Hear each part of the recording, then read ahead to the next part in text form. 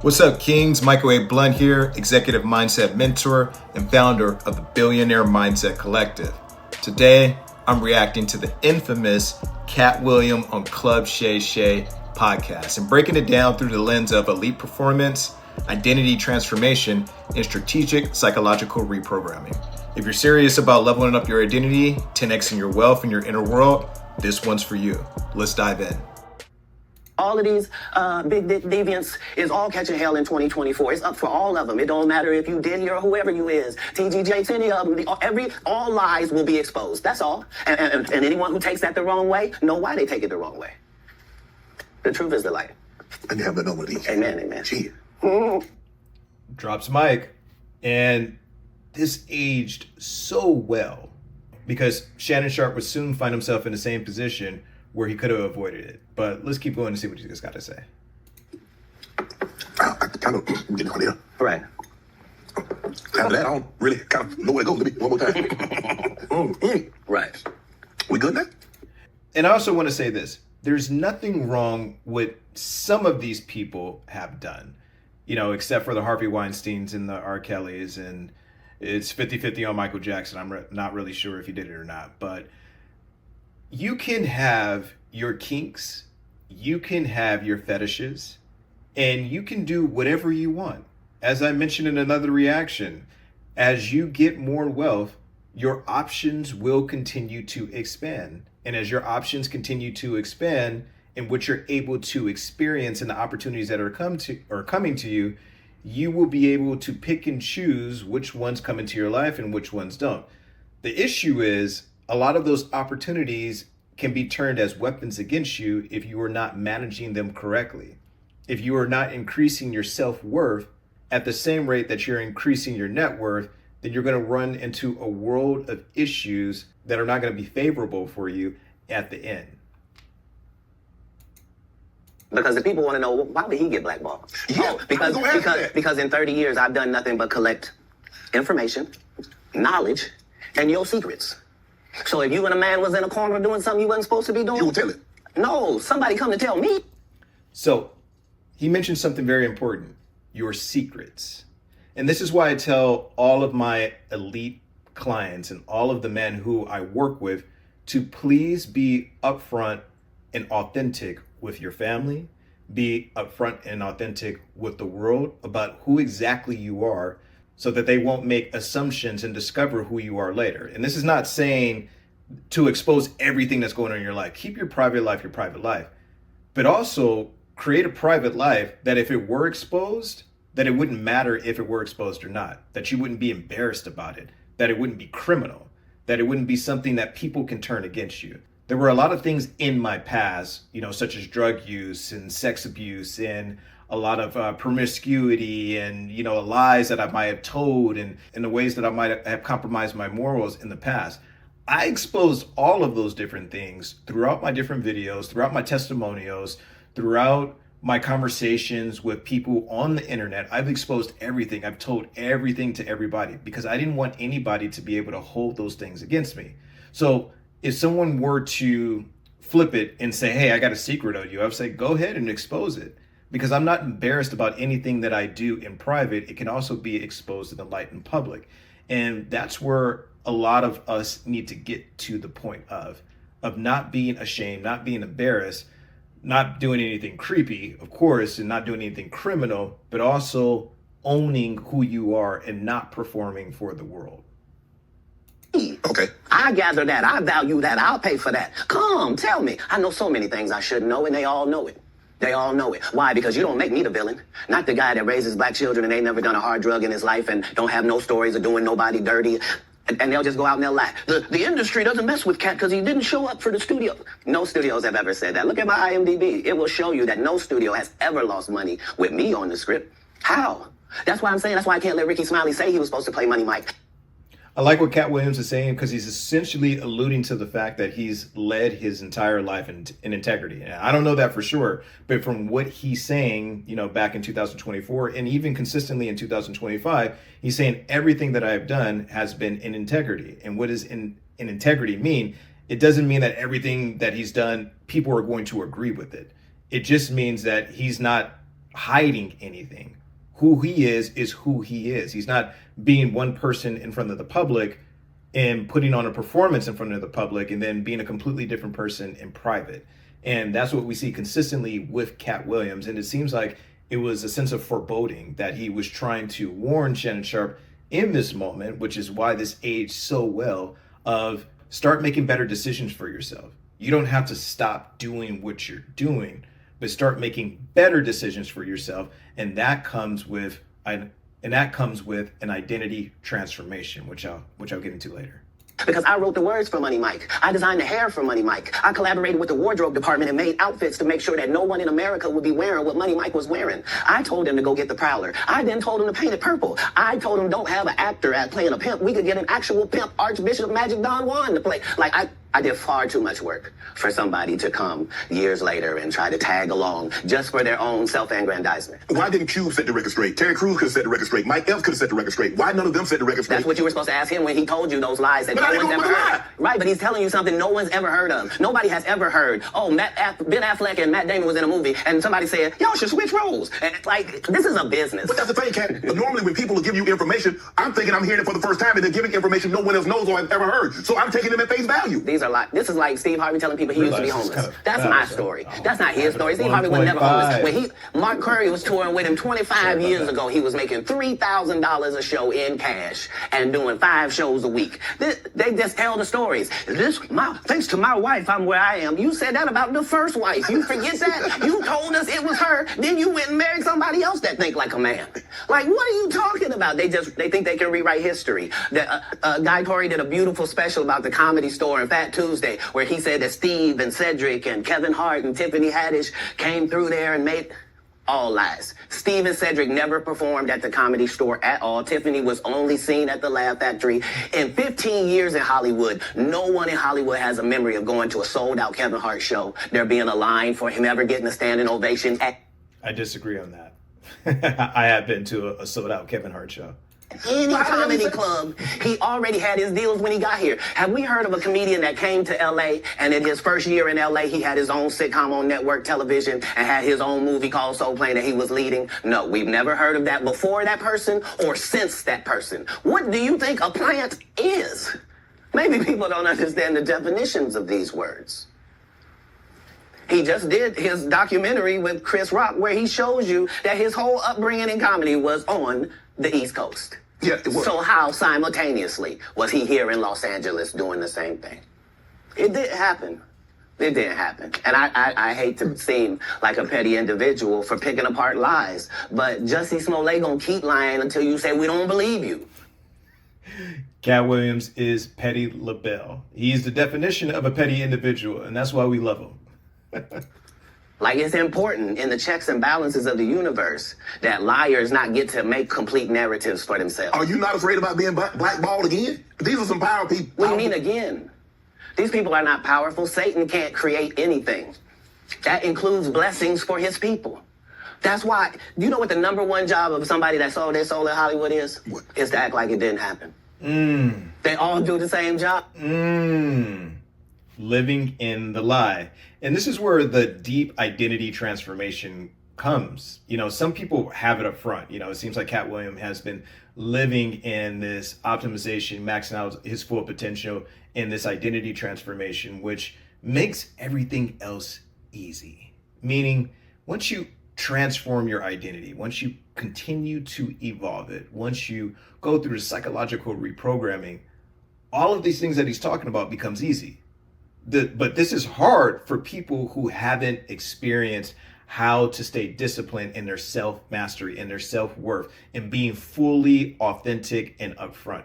There are so many of my clients who cannot be honest about who they are and what they want to do and what they are truly about, because they are afraid of getting their brands taken away. They are afraid of getting their sponsorship slashed. They are afraid of corporations coming down on them. They are essentially prison to this financial system that they've been a part of.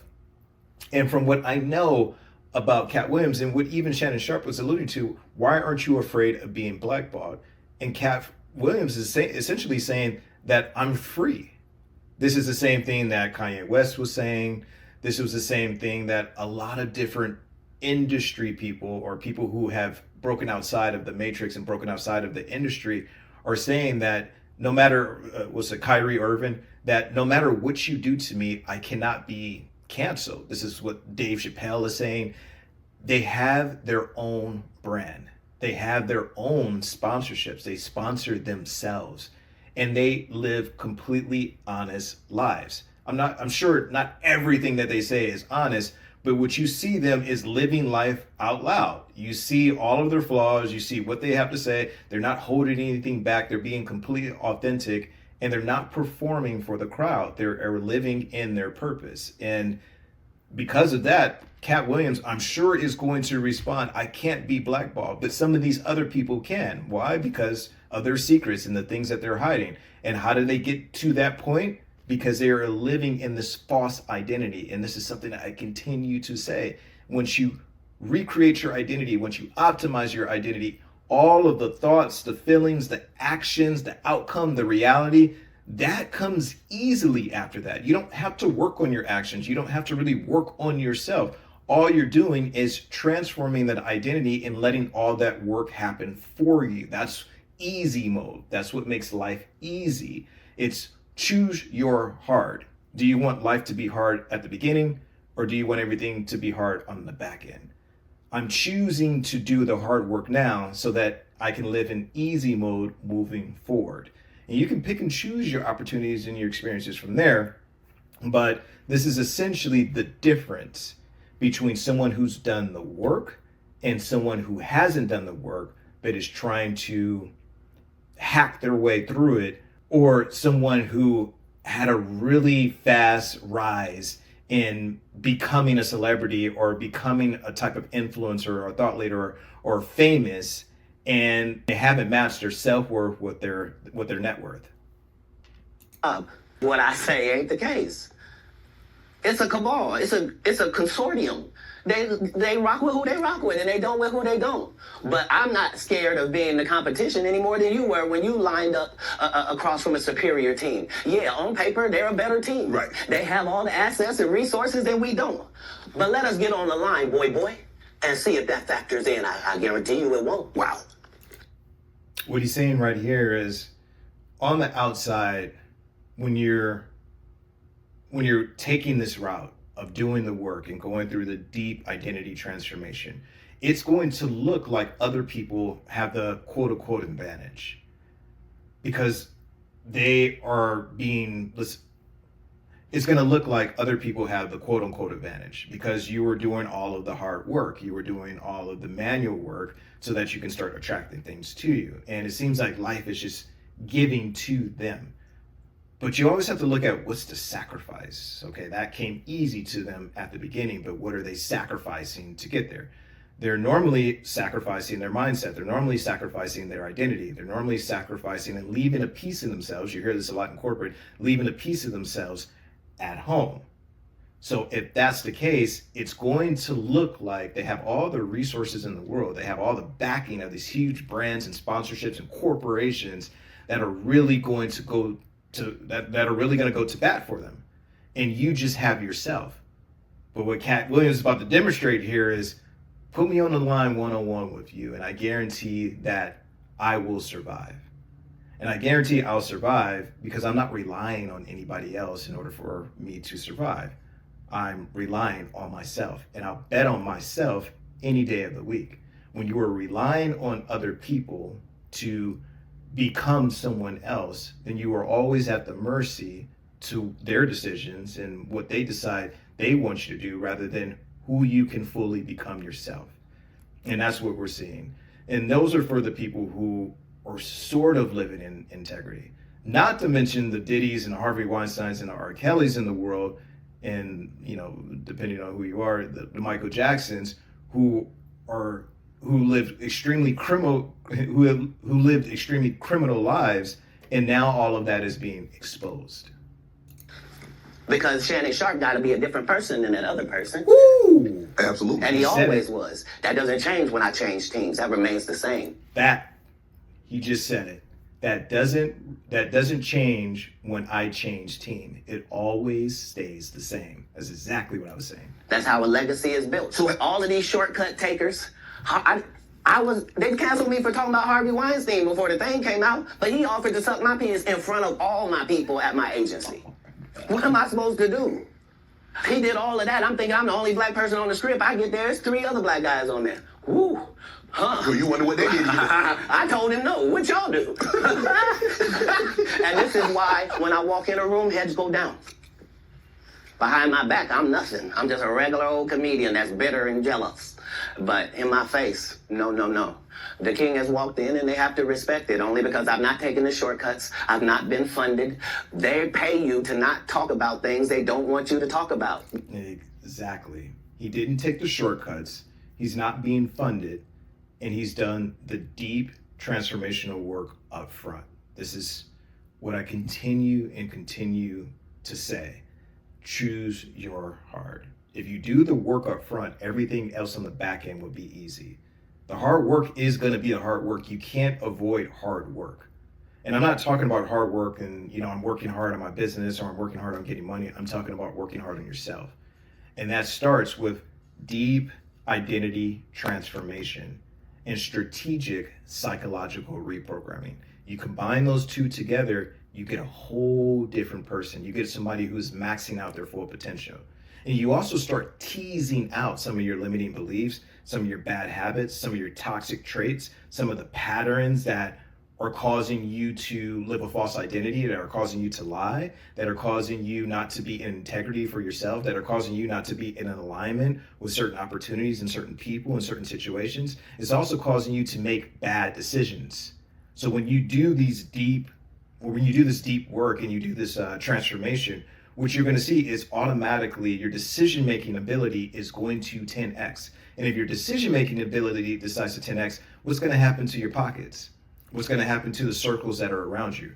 What's going to happen to the women that you date or the person that you're with or your marriage or your partnership? What's going to happen to your relationship with your kids? What's going to happen to everything that surrounds you? Everyone else around you is going to come up and everyone else is going to be blessed because you are making top tier decisions rather than the sophomore or the low decisions that you were making before that were causing you to stay limited.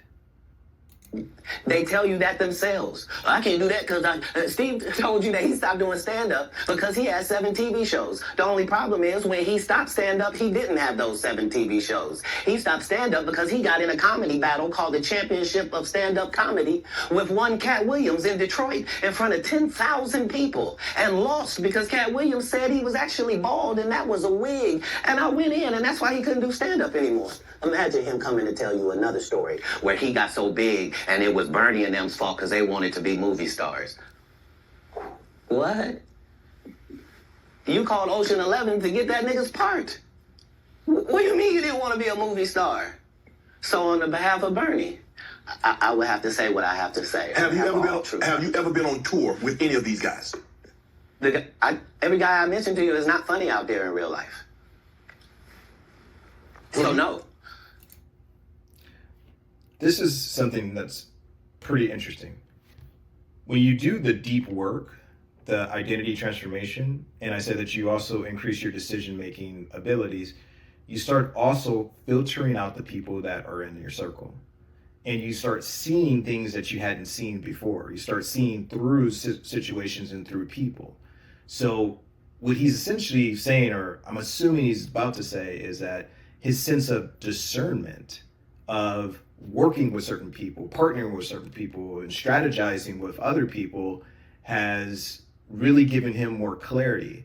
And that clarity has prevented him from working with people like Steve Harvey or working with other influencers and other comedians and other people in the industry that he might feel would have an impact on his brand, his legacy, and his integrity. So what he's doing now is surrounding himself and insulating his brand and insulating himself and his identity only around people who are in the exact amount of alignment that he's in. And that is how you create a legacy that lasts, a legacy that is protected. Because when you start insulating yourself and surrounding yourself in an environment of people, then you automatically get a community that is going to take care of itself and is going to take care of you. And when that happens, you can start growing that community. And once that community starts growing, it starts to become an entity within itself. And that's how you get generational wealth and you get generational worth, because you're passing down these things and these values.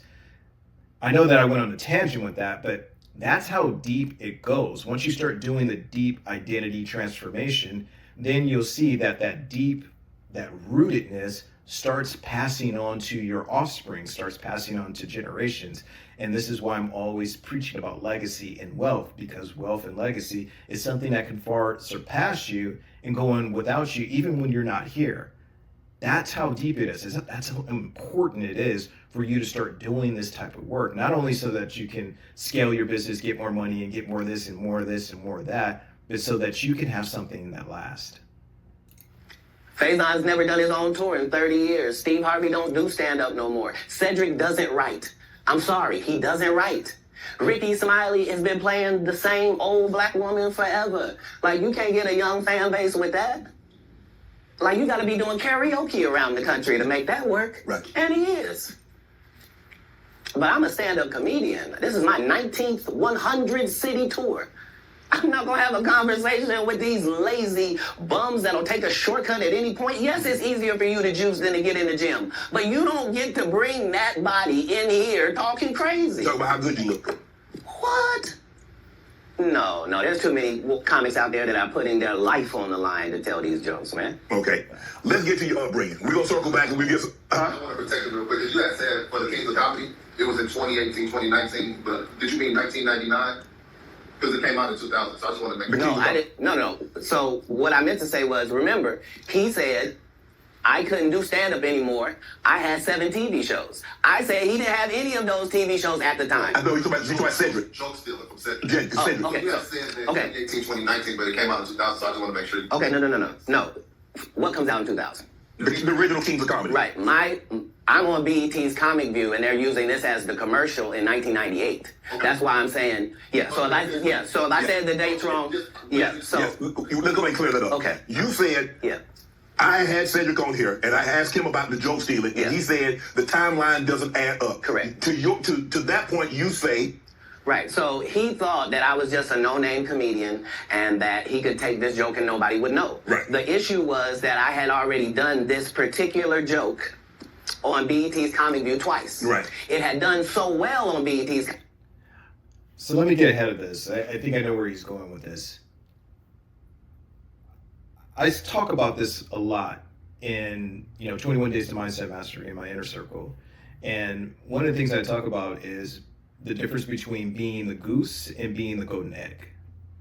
And one of the best pieces of advice that I've gotten from people who have coached me before is always understand and know that you are the goose, you aren't the golden egg. So when we get into this conversation about joke stealing and people feeling a certain type of way about it, I understand that, because I would be incredibly pissed if somebody came and stole the BMC brand or the C3 method framework and all of these different things. But if I can produce it once, I can produce it 10 more times. And the person who is actually stealing it is really the person who is only stealing the golden egg. They can't produce. They can't continue to do the same thing 2, 3, 4, and 5 times. They have to steal it from somebody in order for them to be successful. And just like Jay-Z said, if you think that you can, if you think that, you made Hove, make another Hove. If you think that you made Jay-Z, make another Hove. And that rang true in so many different ways. Make another me. You can't make another me. So therefore, I'm always going to be producing content of value. And I'm always going to be producing the golden egg or golden eggs, because I am the goose. So I don't really understand why he's getting so upset about people stealing his jokes, but I do understand the principle behind it of joke stealing. Katt Williams is essentially saying that I'm the goose. I'm writing the jokes, I'm writing scripts, I'm showing up, I'm doing X, Y, and Z, and I'm the person who is providing the value.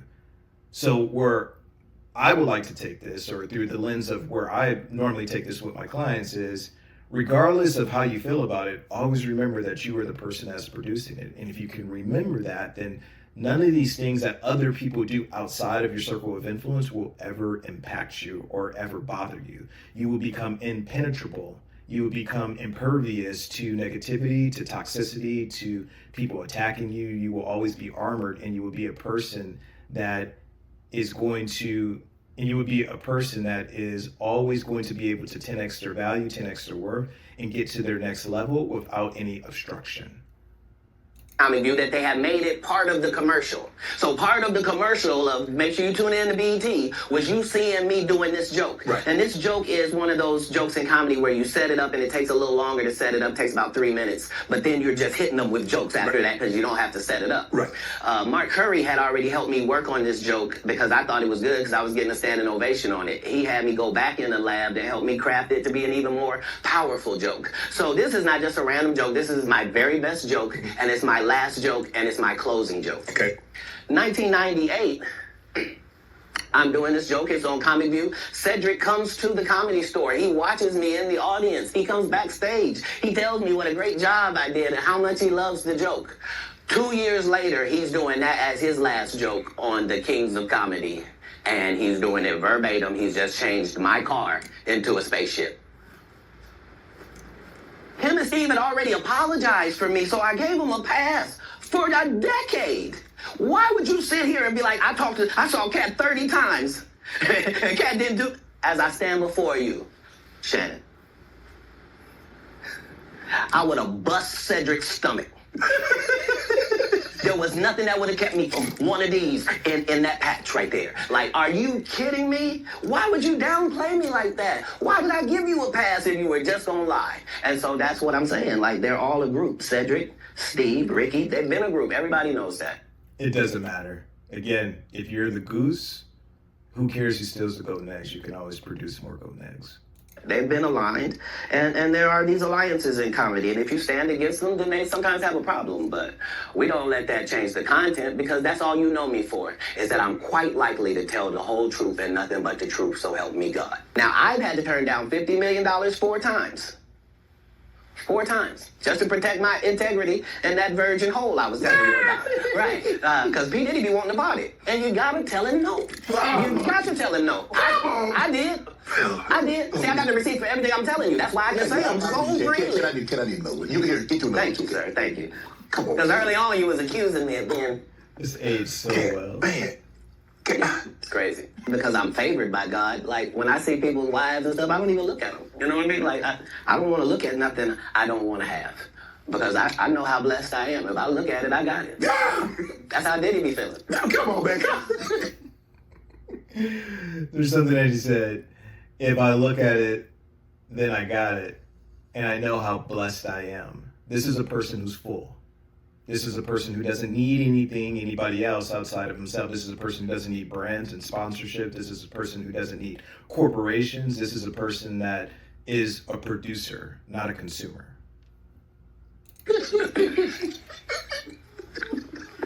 So you're not supposed to look at anything that you don't want. Not me personally, just because God has given me literally everything I ever even pump faked like I want. And that's the whole thing. That's the whole thing is I don't have a type of woman. Every woman that I ever had as a type, I ended up getting her. Now she's not the type anymore. Now I understand that every woman is a one of one. Like, you can't really have types. Mm-hmm. All of these. Well, I mean, that pretty much said it all. He gave a master class on self-worth. And if anybody ever wanted to know what self-worth looked like, they would watch this over and over. And if anybody ever wanted to know what the result is of doing the deep identity work and the psychological reprogramming, this is a funny and very real representation of what that can look like. It is somebody who is so full, somebody who is a producer, not a consumer, and someone who is impervious to negativity and to attack. This is a person who is completely free and sovereign. So when you were pulling from a place of sovereignty and a place of deep identity and mastery and discipline, you can essentially do anything that you want, and no one else will have anything else to say about it. But let me know what you think.